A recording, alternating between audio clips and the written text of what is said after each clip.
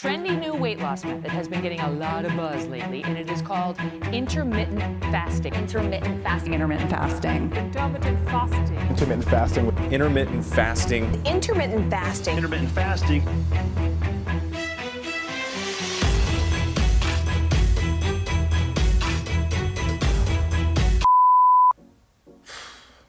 I heard about intermittent fasting I heard about intermittent fasting back in high school.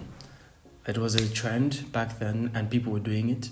I jumped onto this trend as well and I tried to also see what would happen to my body, but I didn't do it for a long period of time in which I could see results.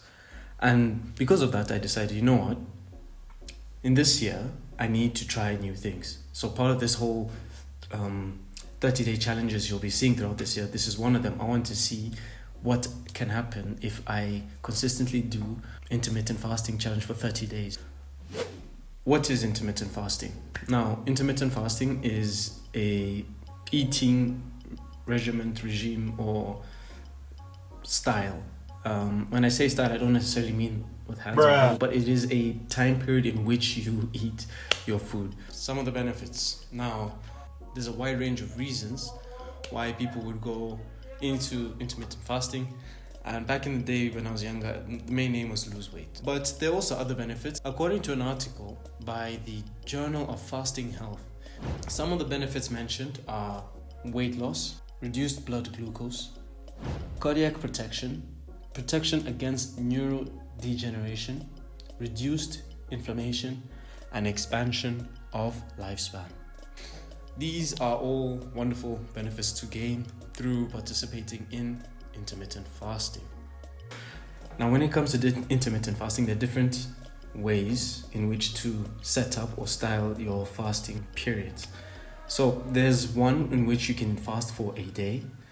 The next day you'll eat, then you fast again. So this is like a 24-hour fasting period, and then the next 24 hours you can eat. The 5-2 method, where within a day there's 7 days. So you divide into 5 and 2 days. And then when you have those 5-2, for 5 days in a week, you can eat as normal. And the 2 days in the week, you will fast. Or you can break it down into hours within a day. And then you will have, for example, there's the 18-6 hours. So for 18 hours of the day, you're fasting. 6 hours of the day, you're eating. And then the next day, the same cycle continues. 18-6, 18-6. And then there's also the 12-12, which is, I think, a bit easier if you're starting out and if you're not too sure. You can start with the 12-12, where you're going from 12 hours of not eating, 12 hours where you're allowed to eat, and 12 hours of fasting or not eating again. This can be changed and adjusted in such a way that it is suitable for you and you are able to feel some of the benefits that are found within intermittent fasting. This is how I planned to do my intermittent fasting. My plan was skip breakfast, eat lunch and supper, and then do that whole cycle again and again. So my fasting window was from after 7 p.m. until 1 p.m. So I would sleep, starting my fast, skip breakfast, continue until lunch, which was at 1, and then from 1 till 7 p.m., that the afternoon and early evening is when I was allowed to eat my lunch and supper, and if necessary, any snacks. But the only reason why that is easier is because I find it better than skipping supper, because going to bed hungry is not the best feeling in the world. So I think it would be a lot easier to skip breakfast and then eat lunch, eat supper, and then go to sleep. You know, it's better than going to bed hungry and then having nightmares on top of it. Now, although I've gone through all of this, if you do plan on going into intermittent fasting, yes, you may have these goals, you may want some of these benefits, but please check with your healthcare provider to ensure that you are eligible to participate in a diet program such as this. Yes. My first week of doing the intermittent fasting was rough. The cravings I would have, the hunger that would hit me especially around like 11, 12, just before lunch, was intense. Fortunately for me, I was still at uni, which means that I had classes. So within the morning period after breakfast time, I was in class. Even though it was distracting, I would feel my stomach is kind of like hurting and disturbing me.